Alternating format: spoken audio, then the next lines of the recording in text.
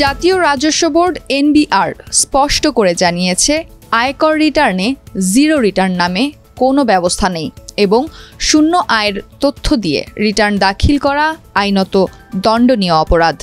সম্প্রতি সামাজিক যোগাযোগ মাধ্যমে এই নিয়ে বিভ্রান্তিকর তথ্য ছড়িয়ে পড়ায় করদাতাদের সতর্ক থাকতে বলা হয়েছে। 10 আগস্ট এনবিআরের এক প্রেস বিজ্ঞপ্তিতে জানানো হয়, সামাজিক যোগাযোগের কিছু পোস্টে দাবি করা হচ্ছে রিটার্নের সব ঘরে শূন্য লিখে রিটার্ন জমা দেওয়া সম্ভব। এতে প্রলুব্ধ হয়ে কিছু করদাতা তাদের আয়, ব্যয়, সম্পদ ও দায় সম্পর্কে অসত্য ঘোষণা দিচ্ছেন, যা এনবিআরের নজরে এসেছে। আয়কর আইন 2023 অনুযায়ী রিটার্নে অবশ্যই প্রকৃত আয়, ব্যয়, সম্পদ ও দায় সঠিকভাবে উল্লেখ করতে হবে। কোনো একটি বা সবগুলো তথ্য শূন্য দেখানো অবৈধ এবং এটি ফৌজদারি অপরাধ। আইন অনুযায়ী রিটার্নে মিথ্যা তথ্য দিলে আয়কর আইন 2023 এর 312 ও 313 ধারায় সর্বোচ্চ 5 বছরের কারাদণ্ড এবং অর্থদণ্ড হতে পারে।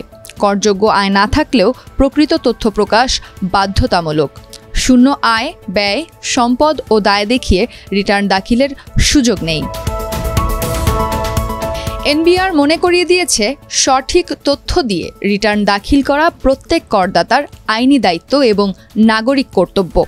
করদাতারা দেশের উন্নয়নে অংশীদার হতে হলে সততার সঙ্গে রিটার্ন জমা দিতে হবে।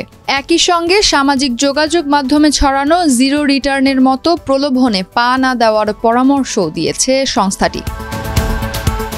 এনবিআর জানায়, করযোগ্য আয় থাকুক বা না থাকুক, রিটার্নে সব তথ্য সত্য ও সঠিকভাবে উল্লেখ করতে হবে।